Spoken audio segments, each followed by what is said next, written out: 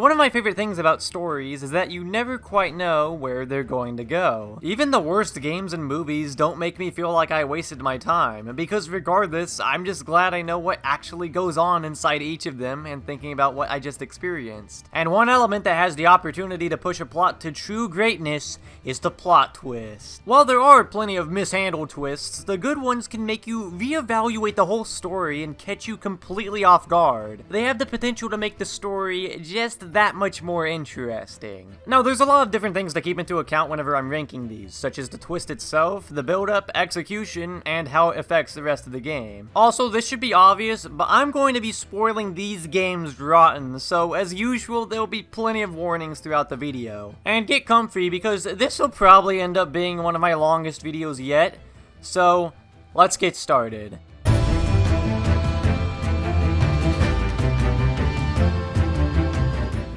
Finally get to talk about this one. Yeah, I've mentioned The Witch's House a couple times on the channel beforehand, and I've been holding off on talking about the plot twist in the game for this very moment. For those unaware, The Witch's House is an RPG Maker game where you play as a girl named Viola, who's seemingly trapped in the woods by some dumbass bushes, and the only place she can go is inside of this spooky mansion. The game revolves around puzzle solving, but also has a ton of horror elements such as life and death situations and monsters chasing you. Very scary, but nothing is quite as terrifying as what lies at the end. Viola eventually makes her way to the end of the house. The last room is disgusting and has more unsettling atmosphere than any other area she's visited prior. Viola finds a diary in there that says some questionable stuff that you probably shouldn't be saying to a 13-year-old girl, when suddenly the witch reveals herself, says something in Latin I think, and begins chasing you. What follows is the longest pursuit in the whole game. She chases you throughout the entire house until you reach the exit. Using a bottle of McDonald's Sprite that she found in the witch's room, Viola is able to get rid of the bushes and escape the woods. Her father finds her, but the witch persists with the chase before being shot by Viola's dad. And then the two go home and everything's all happy, like, yeah, sure, maybe I almost died countless times, and man, what a silly day. What logo? Where was the twist? Oh, right. Yeah, there's something definitely missing here. With all of the diaries throughout the game, including the one at the end, it feels like there should be something more to the story. Sure, the ending's happy and stuff, but something about it just doesn't sit well with me. And then I remembered that there was this cupboard near the start of the game that said to come back to it later. If you take a detour during the final chase, you'll be able to open this cupboard and find Ellen's knife inside. Ellen is the name of the witch. Now with this item in your possession, you'll get some more dialogue during the ending. And this dialogue completely changes the tone of the scene. As Viola escapes the house and Ellen begins approaching her, Viola, for the first time in the game, begins talking down to Ellen.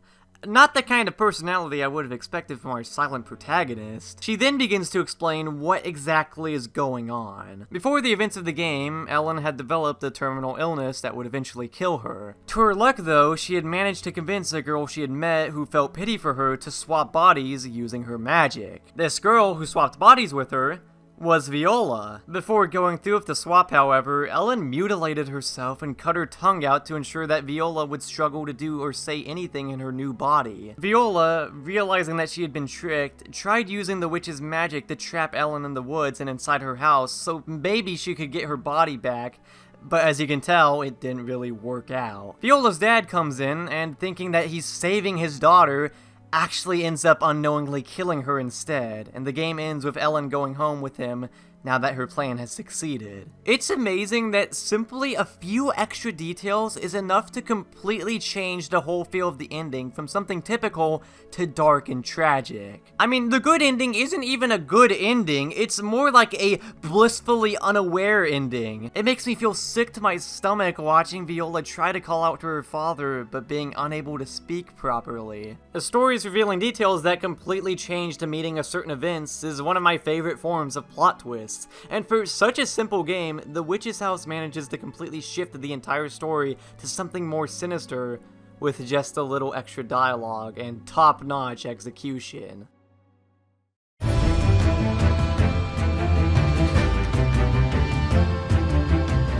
This might sound strange, but there are a lot of games I feel nervous about discussing in my videos. It's usually for series that I'm not super into, so I'm afraid of getting some story detail wrong and then my comment section never recovering. And for the record, let me just state that I've never been as scared as I am right now. Killer 7 is a very strange game. Bold statement, I know. The game revolves around the Killer 7, a group of assassins sent to deal with the Japanese United Nations Party trying to unify the world under their control. The Killer 7 themselves aren't technically individual people, they're the manifestations of the leader, Harmon Smith, with one persona, Garson Smith, being the dominant personality. Now, with all that said, you might be saying to yourself, Logo, speak English, please! 栄光ラグ語が今言ったことは何でも Needless to say, with a concept like that, I'm more than bound to get some details wrong, and it doesn't help that this game has the weirdest presentation I've ever seen. I don't mean that in a bad way, I actually really like the cutscenes in between and during each mission, even if I don't really understand what's going on here. I had a thin grasp on the plot while I was playing, and for this video, I've read several plot synopses and wiki pages, and now that I have an actually better understanding of the story, I appreciate it more.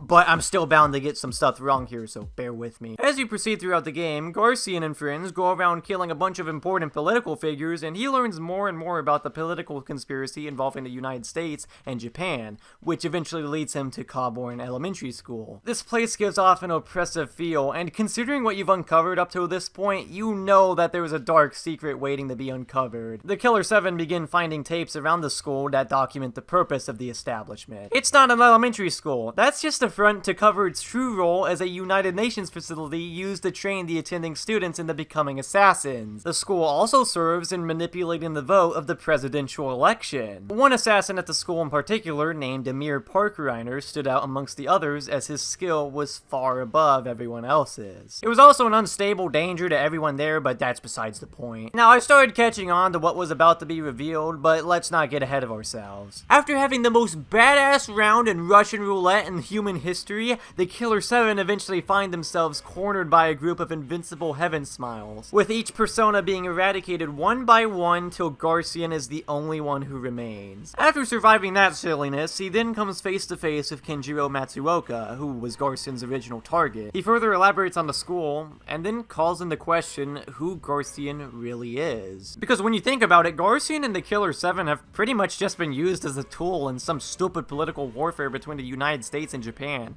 and after seeing all of the manipulation beneath the surface for himself, Garcian, with all this new information uncovered, goes to the Union Hotel to find the truth. There, he has visions of a massacre of the Smith Syndicate that took place at the hotel, each of these victims resembling the members of the Killer 7. And this massacre was committed by none other than Amir Parkreiner, who is actually Garcian. After Amir committed his murders, he attempted suicide, but survived thanks to Harmon, who absorbed him and all of the others he had just killed into the personas that would make up the Killer 7, being reborn as Garcian Smith.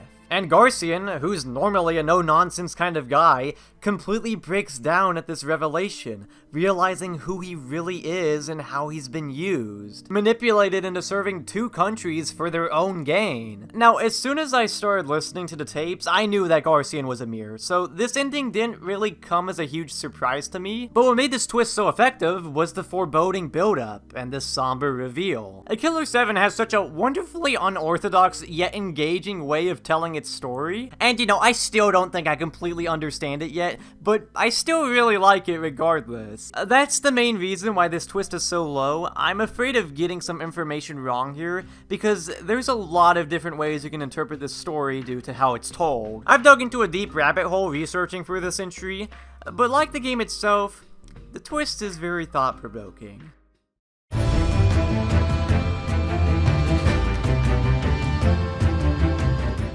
Elisa has been an absolute goldmine of discussion. The game is so fun, and the story accompanying it is filled with tragedy and surprisingly down-to-earth characters. Despite how serious the game can be though, it can also be equally lighthearted and silly. It goes to show that a world without women goes pretty damn hard in more ways than one. Lots of weirdos, perverts, and complete whack jobs out here, like Buzzo and his drug trafficking brigade. He made for an interesting entry in my previous list. But what about people like Trumpet Guy? guy. In most areas in the game, you'll hear this simple trumpet song playing, and if you look hard enough, you'll find the source of the music. This random guy playing a trumpet on a cliff. Then he'll give you the nastiest stink eye, like you just caught him watching a VTuber or something. I'm getting really sidetracked. But one of the most mysterious characters has to be Dr. Yato. Throughout the game, you'll find documents and stuff referring to this Yato guy. More and more details reveal that this man was responsible for the Great Flash that put Olathe into the apocalyptic state that it's in now. He developed a drug called Joy that serves as a major plot point. This drug makes the user feel no pain whatsoever. However, as you later discover, when someone overdoses on it and dies, their body becomes deformed and they turn into what's known as a Joy mutant. Yato was able to somehow get rid of all women,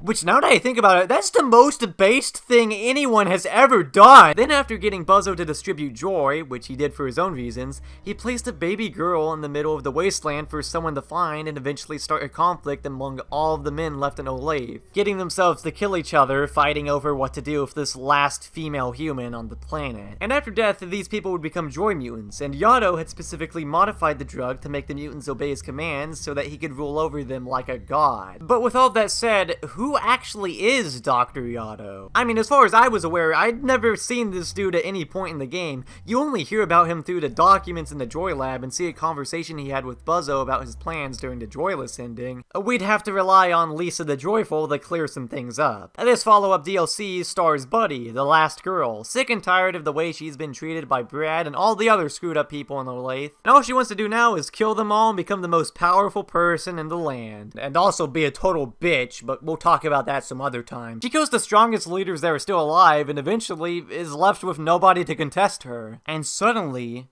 you hear a familiar sound. Trumpet guy, what are you doing here? I mean, we can go to dinner at 6 or something. I still got a few more people who slid into my DMs that I gotta find and kill. Hey, wait. Hold on a second. After fighting another Joy mutant, Buddy finds Trumpet Guy on top of a throne of other mutants, and the way he's talking is really odd and hesitant. Buddy initiates a fight, and when I first played, my dingus brain didn't clue in at this point, and I couldn't help but think, why are we fighting Trumpet Guy? Dr. Yato was Trumpet Guy? No, this can't be. He's been watching over everyone, making sure that everything has been going according to his plans. So essentially, Yato has actually been controlling the mutants through the use of his trumpet. Those times you found this funny guy playing stupid music, you were actually witnessing an evil man putting his vile scheme into action. Also, he's Buddy's biological father, and he specifically conceived her with the intent of using her as a catalyst for this apocalypse. He's manipulated countless people for his own selfish ends and has continued to do so right from under everyone's noses. Like, up until now, I just assumed he was one of those characters who was important to the story, but never actually met directly, like Cave Johnson from the Portal games. So it's shocking and almost kind of funny that this person who seemed like just a gag was actually the main villain all along, and yet it makes perfect sense. And something else I like about this twist is that even though it's unpredictable, if you dig deep enough and really explore at least the painful to its fullest, there's enough clues there that point to Trumpet Guy being Yato. That suspicion just doesn't get confirmed till the next game. And plus, I just love the reveal. I was too stupid to catch on till the very end, but that realization hit hard, and it helps that it had this freaking drip music accompanying it. Broken Tooth March? Why don't you march with some bitches? Oh wait, there's none left! Unfortunately for Yato, he suffers an underwhelming demise for a king such as himself. Even though he'd never showed any remorse for his actions up till this point and had a major god complex, he was hesitant to fight his biological daughter, and that ended up biting him in the ass as his child as well as his former cooperator end up tearing down his throne and killing him.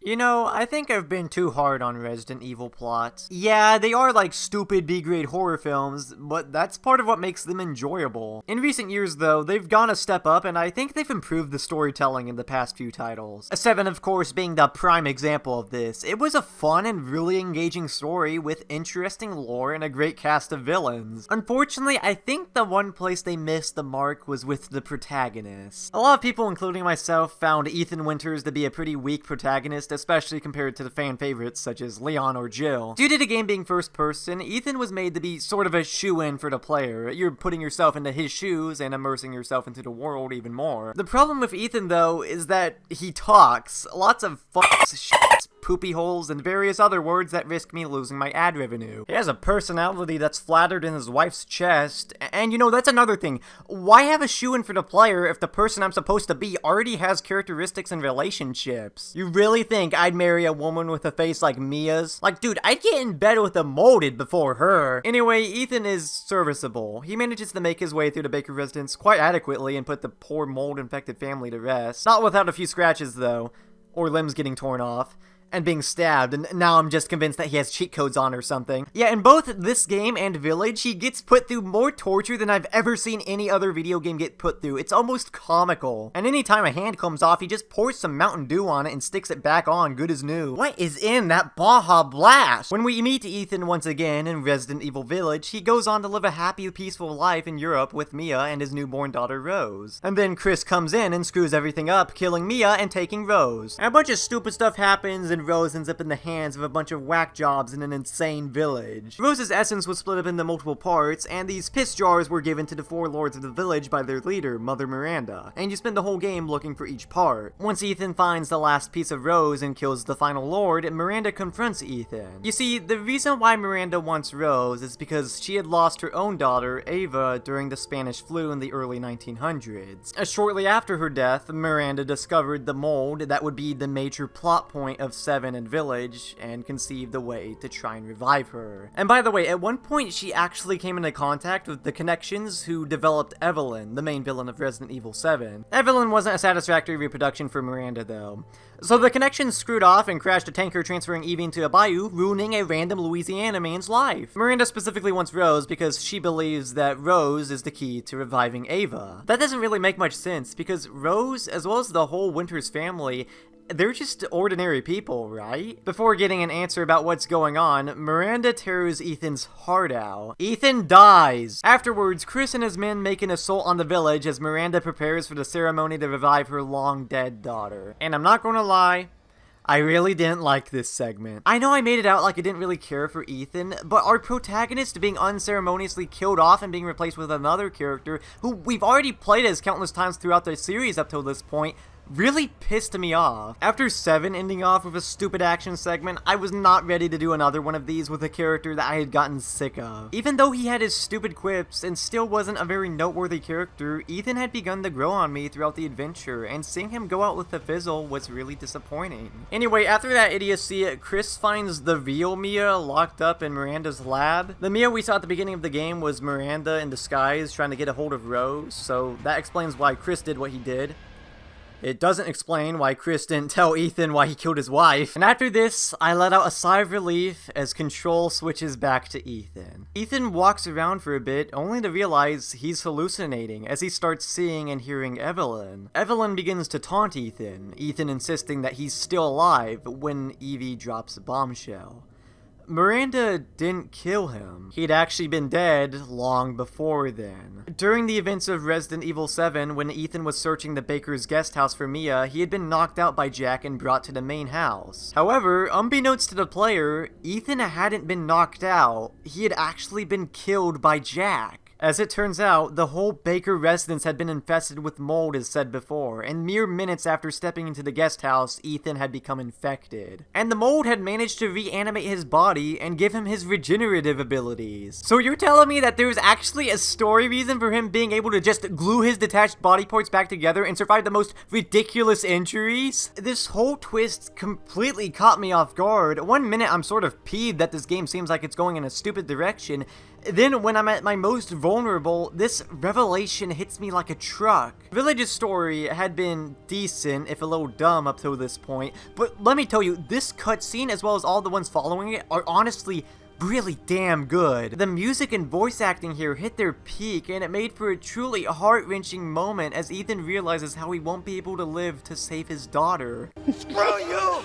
Okay, well that line is kind of funny. But despite literally missing a heart and dying for real this time, Ethan remains determined to stop Miranda and save Rose. He crashes the ceremony and has one final battle with Miranda while he's literally knocking on death's door, solidifying himself as one of the most Chad dads in all of gaming. With Miranda defeated, Ethan finally takes Rose back before his body begins to give in as even the mold can't keep him alive anymore. Chris tries to rescue Ethan and Rose as he had planted a bomb into the Megamycete to destroy it and the mold for good, but Ethan, realizing that there's no saving him, gives Chris Rose as well as his jacket and grabs the detonator as the two get separated. Ethan says his final goodbyes to his daughter and with the last of his strength walks up to the Megamycete and detonates the bomb.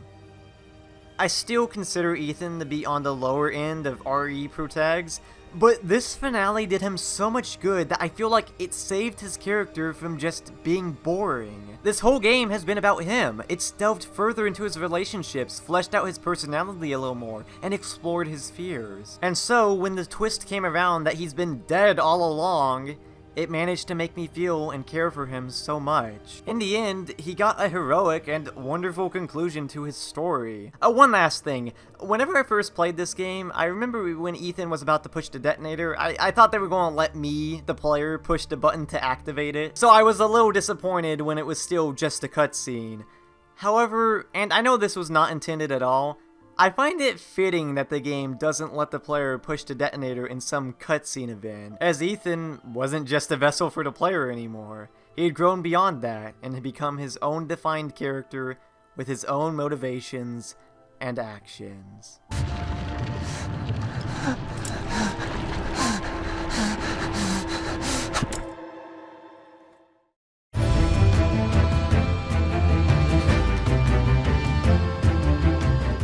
Bro, the Professor Layton games are so delightful. I've been missing out on them for all these years, and now that I've played them, I can firmly say I love this series. From the stories, to the characters, the puzzles, the mysteries. While the plots aren't super in-depth, they offer up a lot of intriguing mysteries to solve. The mysteries themselves always get your imagination racing, and typically have some really satisfying answers. My favorite game in the series has to be Unwound Future, as the story and mysteries really hit their peak here. The plot revolves around time travel, as Professor Layton and his apprentice Luke investigate the disappearance of the Prime Minister Bill Hawks and receive a letter from Luke's future self that leads them to a time machine that sends them to London 10 years in the future. They meet up with future Luke and explore future London to solve various connected mysteries and uncover the truth about ones from the past. As you eventually learn, several years prior to the events of the game, Bill, Layton's sweetheart Claire, and another colleague, Dimitri, had been researching time travel and developed a time machine. The machine was never finished, however Bill was offered several benefits from an organization if he went through with testing the machine,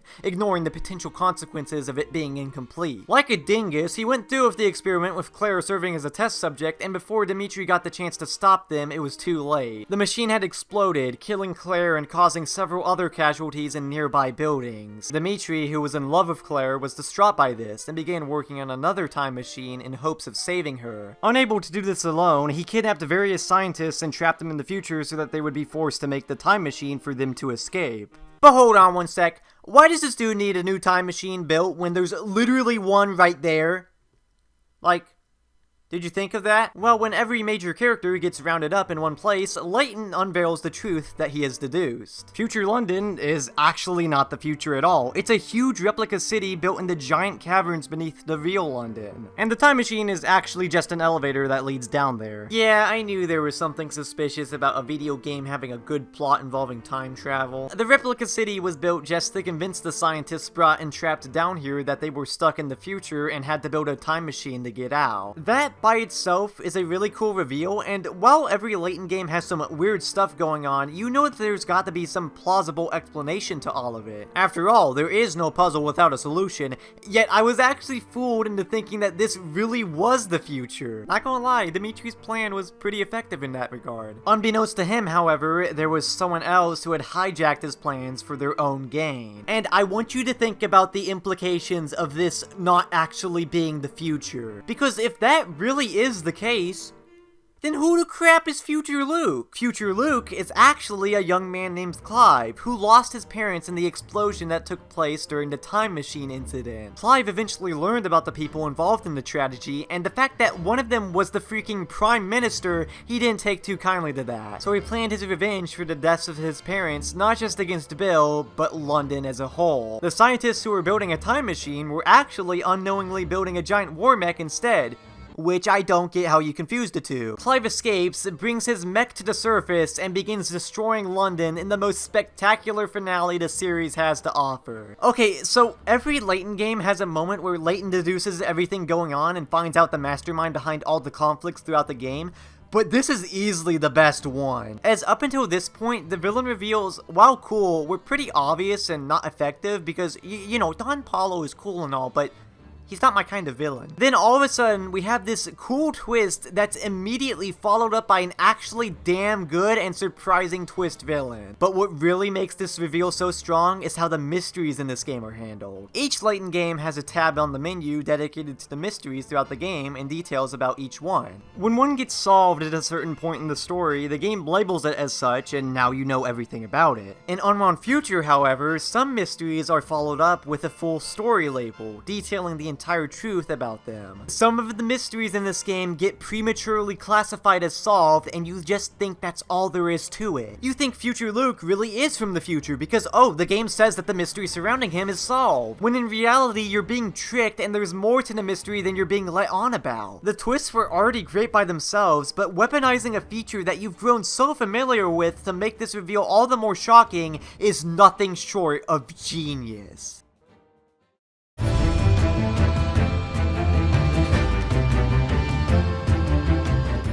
Silent Hill 2 is a game that I definitely respect more than I actually like it. The gameplay was way too easy for being a survival horror game, and the first few areas aren't really that fun to explore. And even teeny tiny nitpicks such as the game playing loud-ass music when you encounter an enemy, even though there's already a mechanic that indicates when an enemy is nearby. But regardless of that, the game still does a lot of good stuff. The story, of course, being a strong aspect of the game, following James Sunderland exploring the town of Silent Hill after receiving a letter from his deceased wife Mary, who passed away from a terminal illness prior to the events of the game. The game explores the inner conflicts of James as well as the other people he meets in the town, who all have their own reasons for being there and their own struggles. Eddie, you can't just kill someone because of the way they looked at you.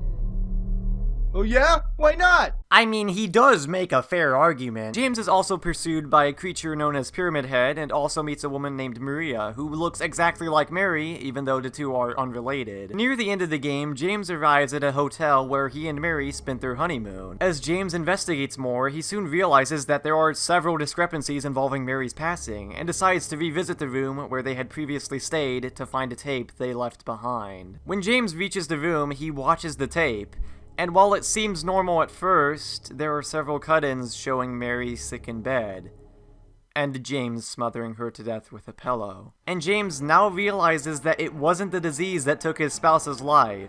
It was none other than himself. And Mary's sickness had really taken a toll on James, as it led to her having mood swings and taking her anger out on him. James could no longer take it anymore and watch his wife suffer, so he killed her to put them both out of their misery. This whole time, he had repressed this memory, completely forgetting about the whole thing, and after receiving the letter, he was convinced that maybe she wasn't dead after all and that he could find her in Silent Hill. When that's not the case at all. In reality, he was pretty much led to the town so that he could stop hiding from the truth and accept the punishments for his actions. Now, this series is rather famous for the amount of symbolism in it, and 2 is the most notable game in that regard. Pyramid Head has been talked about to death, and everyone agrees that he suffered from overexposure. He's supposed to represent James's guilt for what he did, stalking and punishing him repeatedly. Something I find interesting about Pyramid Head that a lot of people don't really talk about is how, after a certain point, a second Pyramid Head shows up. And I always found that a little bit confusing because it just sort of shows up out of nowhere like that guy at my birthday party. But if Pyramid Head represents James's guilt for killing Mary, then perhaps James had felt guilt for killing another person. Maybe during his time in Silent Hill, he repeated the same mistake that he should have learned from beforehand. Eddie? Eddie? I killed a human being. That's one of my favorite details in the game, and I don't see nearly enough people talking about that. And I will say, I didn't actually find it all that shocking that James killed Mary. It feels like I was spoiled on this twist, but I wasn't. It's sort of like this whole time I knew it was coming, but couldn't bring myself to acknowledge and accept the truth.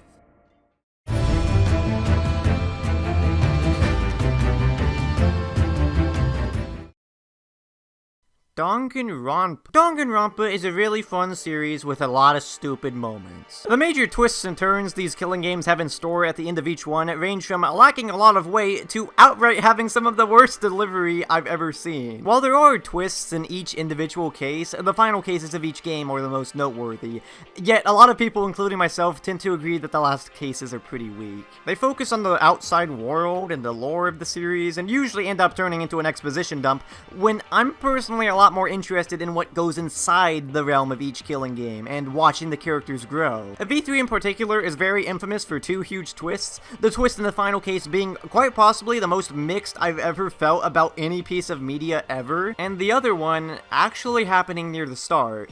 And if you haven't played this game or this series, and you just ignored the spoiler warning, please skip this. So V3, while hitting a lot of similar plot beats, also switches things up and plays a little ballsy. One thing I took note on before playing the game was the protagonist, Kaede Akamatsu. Kaede stands out from the previous protagonists in the series because she's a woman. But also, something I immediately liked about her was that her characteristics were a lot more defined than Makoto and Hajime's. Those two are pretty interchangeable and don't really have real talents. Kaede, on the other hand, is given the unique title of the ultimate pianist. That alone was surprising because, you know, I'm a pianist who doesn't play piano anymore, and she's not some ultimate lucky student or whatever. She's a person with a talent who shows a lot of love and knowledge for it. She shows a ton of kindness and leadership to those around her, so for the game's first chapter, she makes a strong first impression on the player. And I think Spike Chunsoft was proud of developing a character like her because I feel like she's a lot more prominent on promotional material than the other protags. Anyway, in comes the first case of the game. Kaede and Shuichi had discovered a hidden door in the library, presumably leading towards the Mastermind's hideout. After setting up cameras nearby to hopefully catch the Mastermind and figure out who they are, they wait in a classroom nearby. Eventually, the motion sensor they set up goes off, and Kaede's group checks the library where Rentaro Amami is lying dead next to a bloody shot put ball. Wow, the mysterious and seemingly important character dying first? Yeah, considering the first victims of the previous two games, I saw this coming from a mile away. Now, if only I could say the same regarding the case itself. During the class trial, Kaede and Shuichi are able to shut down various arguments as to how Rantaro was murdered. Unfortunately, that eventually narrows down the possibilities to where only Shuichi could have killed him. At this point, I wasn't exactly certain about who the culprit was. I mean, it was probably Ryoma, but what I found more concerning was Kaede's behavior, as she was actively conflicting with my view of anyone being a suspect, as she desperately defends Shuichi to the point of outright lying to protect him. The two were close friends up till this point, but why would you lie in a situation like this? It's like you're trying to get everyone else killed. As Kaede manages to calm things down, Shuichi speaks up about a suspicion he has regarding one of the camera's flash functions being turned on. And after this, you have all of the information you could ever need to figure out who the culprit is. It's Shuichi. Okay, fine, it's Ryoma. Okay, then who the fuck is it then? No, honestly, I had no clue who the culprit was. I randomly guessed a few times before thinking to myself, okay, I doubt they'd actually do this, but it is entirely possible that Kaede killed him. They probably didn't do that, but... No doubt about it. What? Kaede murdered Rantaro. She used the trap that she and Shuichi had set up and turned it into something far more lethal. She didn't intend for Rantaro to be the victim of the trap. She wanted the Mastermind to die from it so that the killing game would be ended early and everyone would be saved. But unfortunately, things didn't play out that way. The way the reveal was first handled made me wonder if I did something wrong. On top of the way she was acting, I genuinely couldn't tell if they were going through with this or not. A control switches over to Shuichi as he explains how her trap was constructed, but throughout this whole latter half of the trial, up until the execution, I was completely scatterbrained. I've said this before in my trial ranking, but I was technically spoiled on this twist. Before playing the game myself, I saw screenshots of the player playing as Shuichi. I thought nothing of it though, I just assumed that this was one of those games where you swapped characters every now and then. Out of every entry on this list, while this obviously isn't the best one, it rivals number 1 in terms of pure shock value. It's impossible to describe the sheer disbelief I was in, and I don't think this moment will ever be topped in that regard. And you know, in hindsight, there is actually a lot of foreshadowing towards this reveal, but it all went over my head simply due to how unbelievable the possibility of this happening was. I've watched people play this game and get to this moment, pick everyone but Kaede, and then start from the top of the list again. And I gotta respect the effort the fanbase and devs have made to keep this hidden all these years later. I mean, it may have gotten a little overkill, but look at the user tags on Steam. That's some damn dedication right there. And probably false advertising now that I think about it. Now, while I love this twist, I have voiced some criticisms on it before. Because Kaede was bursting with potential and could have made for a great protagonist, but instead the role gets shifted over to Shuichi. And unlike Kaede, Shuichi has a lot more in common with the other main characters. Over time though, I've grown to appreciate Shuichi as a character a lot. One of the main themes of V3 is how your life is impacted through other people and experiences, and having the main character be someone who's able to grow more confident in himself from the love and kindness of another person is really fitting, and I think Kaede impacted all of us as well. Also, another thing. I predicted this twist! I forgot to mention that in the trial ranking video, but months prior to even touching this series, I predicted that she was going to die, and like...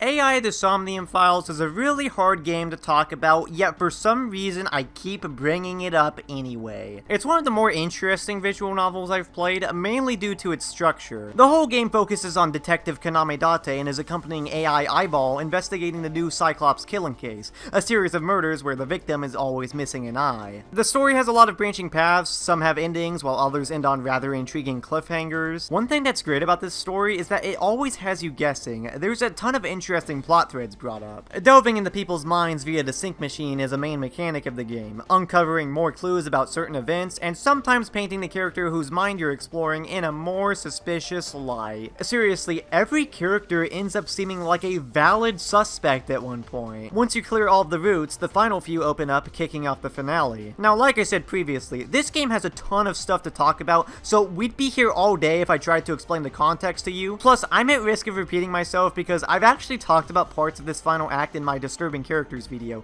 so if you want more details, then I suggest that you watch that. Anyway, during one of the routes, Date's boss, who he calls Boss, falls under suspicion and he proceeds to interrogate her. After going into her mind, Date concludes from the memories he's viewing that this isn't Boss. This is the mind of the Cyclops killer himself. Our killer is mentioned a few times throughout the game. One, Saito Sejima, the son of Congressman So Sejima. Saito, as I've explained in that other video, is a psychopath with a brain dysfunction that literally prevents him from feeling happy, with murder being the only thing that brings him any kind of joy. But as you can see, he's lost his body. Years prior to the events of the game, he attempted to use a defect in the sync machine that would cause its two users to swap minds if the syncer was stuck in Somnium for too long. He actually ended up swapping bodies with Date, who was also taking advantage of this defect in order to investigate the previous Cyclops killer case.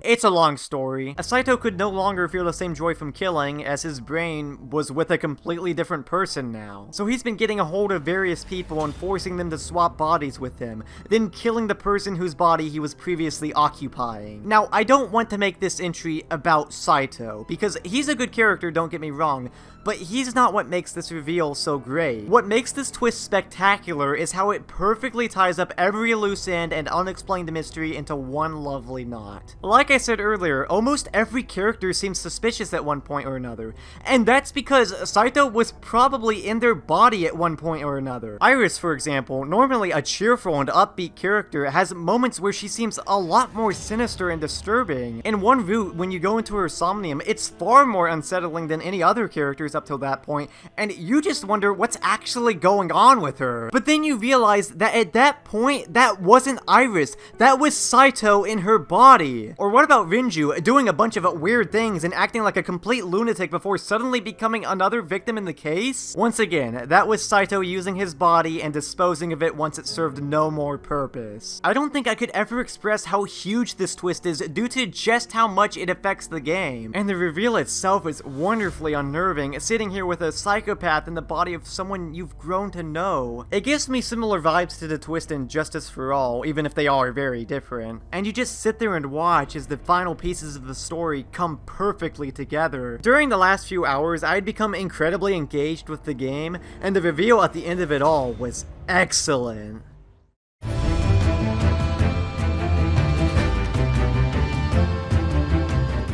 Well, would you look at that? We got ourselves a 3-for-3 book game marathon going on here. Like, 3 books in a row? What, is this a gaming channel or a literature channel? I mean, bro, do you think I could ignore Ace Attorney, a series made for huge twists and shocking moments? There's so many good ones that I couldn't leave this series out. And while I did name drop Justice for All earlier, I think Investigations 2 takes the cake. The game's cases are great, and despite being unrelated, they end up tying together at the end. As you proceed, you eventually learn about the IS-7 and SS-5 incidents, both major parts of the story. The IS-7 incident in particular is practically the catalyst for the whole series, as it's the last case of Gregory Edgeworth. For those of you not in the know, Gregory's last case is a huge deal, as it takes place long before all of the games, and the events that transpired during and after it affected several major characters, and pretty much shaped the whole story of the series. And the third case of Investigations 2, The Inherited Turnabout, is the first time we get any details as to what this case was actually about. During a cooking competition, 2 contestants, Isaac Dover and Dane Gustavia, decided to team up as the two both had their own shortcomings when it came to baking that the other could cover for. Gustavia made great tasting confections, but he couldn't actually taste test them due to an affliction that made him unable to taste stuff, so he'd get his son to taste test for him, and Dover would improve on the presentation of these confections. However, Dover decided to end their alliance as they reached the final round. But as if that wasn't being a big enough dick, he forced his son, who was friends with Gustavia's son,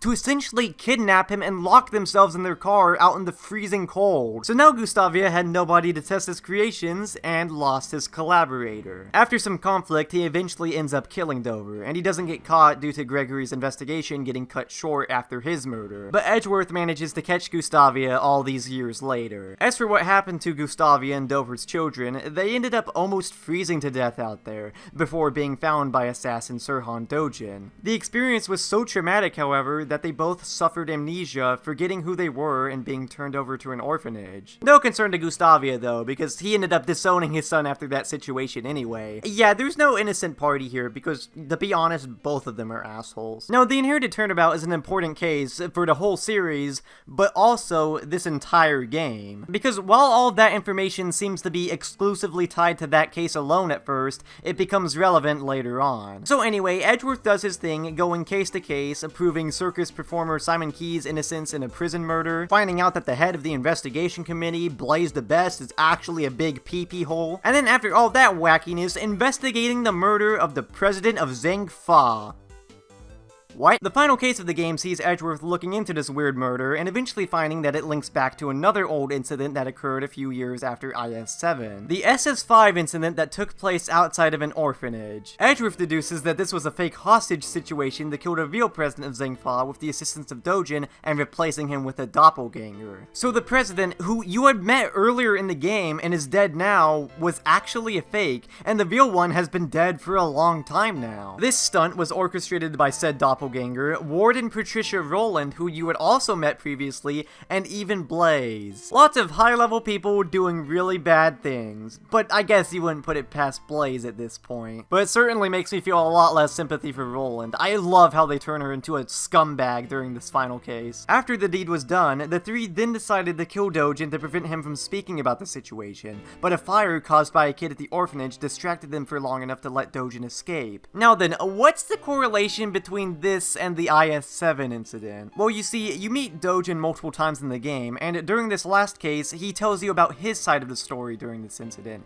and that the kid who saved him was the same one who he saved from freezing to death in the IS-7 incident. And the clues point to this kid, Gustavia's son, being the culprit behind this case and the mastermind behind every murder that took place throughout the game. As every culprit throughout the game is someone who partook in these evil deeds that turned his life into a nightmare. Except, ironically enough, Gustavia himself wasn't one of the targets. Rowland turned the police against him, his father had disowned him, and his best friend had betrayed him.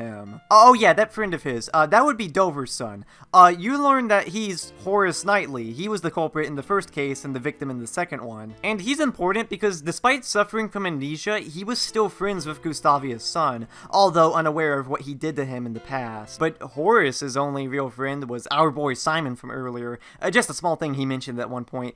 So we still don't know who... Wait a second. Simon, the defendant of Case 2 and such a minor character, he's the mastermind? Simon was just a meek defendant for the second case, and you wouldn't think anything of him. I mean, we trusted him. He was our friend. A defendant would never do something so awful.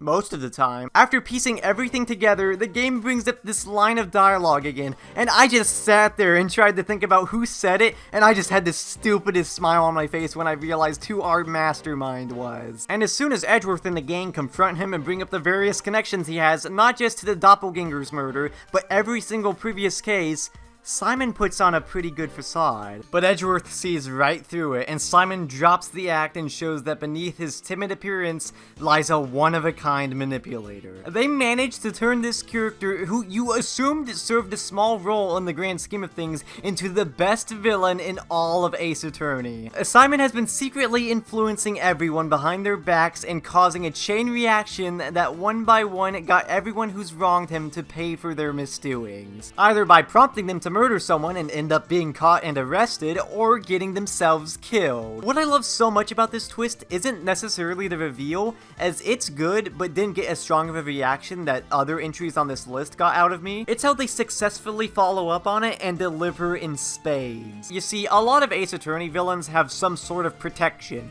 whether it's authority or blackmail. There's something that makes them into a force that's difficult to take down. Simon doesn't have any of that. He's a normal guy who just so happens to be a devious puppet master who's really freaking smart. His plan went almost perfectly. He instigated every murder to take down all of his targets, and he almost never got directly involved. He barely messed up, with his only two missteps being becoming a suspect in Knightley's murder, and the doppelganger fighting back against him, pretty much forcing Simon to murder him for his own safety. If that didn't happen, then he would have gotten away with this whole plan. But that's implying that he didn't succeed, because let's be frank here, he kinda did. Everyone he was after got arrested or killed. He got his revenge. He won. Though the methods he went about doing this weren't the most noble, as a lot of innocent people ended up getting killed as well. He never really had anyone to show him the right way, as he spent his whole life cowering in fear of the authorities and was disowned by his father. Contrasting with Edgeworth, who also lost his dad due to the same event,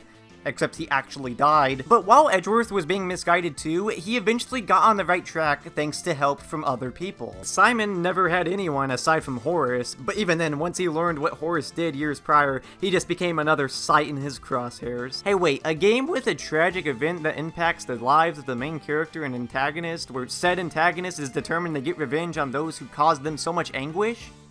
I must be getting deja vu.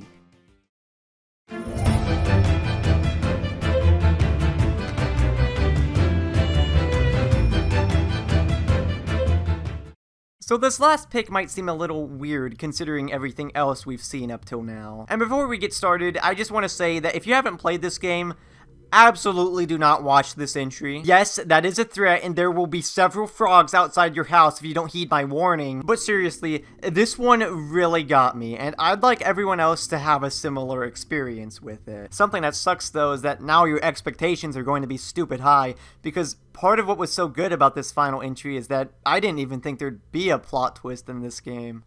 So, let's talk about Omori. Omori has become well known for being another Earthbound-inspired game and delving into dark subject matter. Now, if you know me, then you'll know that I love exposing myself to weird stuff that'll probably traumatize me. So needless to say, when I saw this game, I avoided all information regarding it because I knew that I'd probably like it. I went almost a full year ignoring videos discussing it so I could go in completely blind. And boy, that experience was really fulfilling, as we're about to get into. Omori starts as another happy-looking RPG that, as expected, shows its dark undertones really early on. We get introduced to Sunny, a reclusive teenage boy probably suffering from depression who created this little realm in his head to help him cope with his mental struggles. Headspace follows Sunny's friends, his sister Mari, and his own persona, Omori, as they go on lighthearted adventures and have fun. This is all an escape from Sunny's much harsher reality. You see, his friends in Headspace were actually part of a big friend group in real life. However, the friend group was split up after Mari had committed suicide out of the blue. As you progress through Headspace, more and more of the real world begins to seep through the cracks and some scary stuff happens. And meanwhile, in the real world, Sunny tries to reconnect with his friends and face his fears before he has to move away. And eventually, he does. The group reconciles over their misunderstandings and start hanging out again. There was a lot of dark material up until now, but it was more than manageable, and now that everything's all patched up,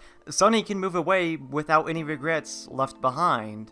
Or so you think. By this point, Headspace is falling apart and an area known as Black Space opens up. Black Space is an uncanny location with disturbing imagery as some of Sunny's repressed memories from the past begin to surface. And eventually, you start picking up vague, blurry photos, most of which seem completely random, but some of them clearly show Sunny and Mari in an argument. And eventually, one of them shows a truly horrible truth.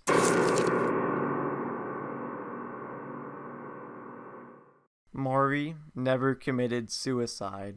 So, what had happened was Sunny and Mari were practicing for a piano and violin duet for a recital. Sunny was supposed to play the violin, but he eventually grew frustrated with his practice and he threw it down the stairs, breaking it. Mari scolded him for doing this, and in response, Sunny shoved her, making her fall down the staircase and killing her. He didn't intend for that to happen, of course. He was just mad, that's all. Sunny's friend Basil saw all of this occur, desperately telling himself that Sunny couldn't do such a horrible thing. He helped Sunny hang her corpse in a tree outside, staging it as a suicide. And everyone is affected by seeing one of their friends dead.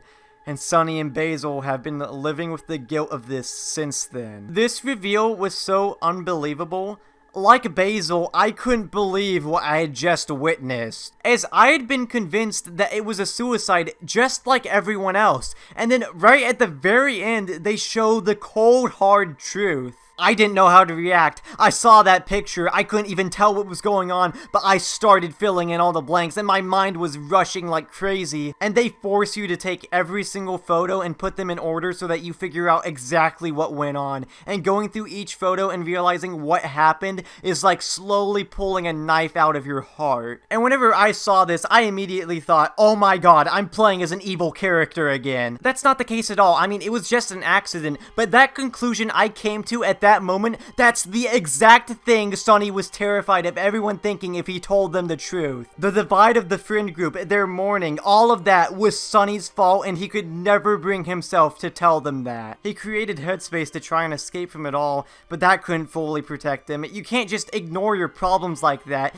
Your regrets will be stuck with you forever. That's what something is. Something, this ghastly creature that's been following Omori in Headspace. It's what Sunny and Basil saw as they looked back at Mori's now hanging corpse, her dead eye bulging out and carving its way into their minds, and it will forever haunt him until he faces reality. Sunny gathers up all of his courage to tell his friends what happened and confronts Omori to overcome his guilt once and for all in one final battle. And as the battle goes on, Omori does everything in his power to remind Sunny how his friends would never forgive him for his mistake, and the things he says are vile. Throughout the whole game, there had been unsettling moments and things popping up reminding Sonny of his guilt, but in the last 2 hours following the reveal, the disturbing aspects get turned up to 11, making this already unforgettable reveal all the more haunting. When I was finishing this game, it was late at night and I was home alone, and already in disbelief at the twist, the finale afterwards just got me at every turn. Look, I don't think this is some genius twist. There are other entries on this list that are definitely smarter, but in terms of how unexpected it was and the way they go about revealing it, the way I felt playing through this part, trying to piece together what I could while being subjected to the most terrifying imagery the game had to offer, to the final battle that hits a little too close to home, this gave me the most impactful experience. In the video I did about video game spoilers, I vaguely talked about an experience with a game's finale that would have been severely tainted had I spoiled it for myself. And oh gee wow, I wonder what I was referring to. And one of the best parts of it all was that there was no indication that there would be a twist. Looking back at certain events in hindsight, there are hints here and there, but nothing that someone playing the game for the first time would think anything of. And now that you know the truth, it makes so many things about the game all the more scary. During the last part of the Omori battle, you can even hear the moment where Mori and Sonny had their argument and when the tragedy occurred.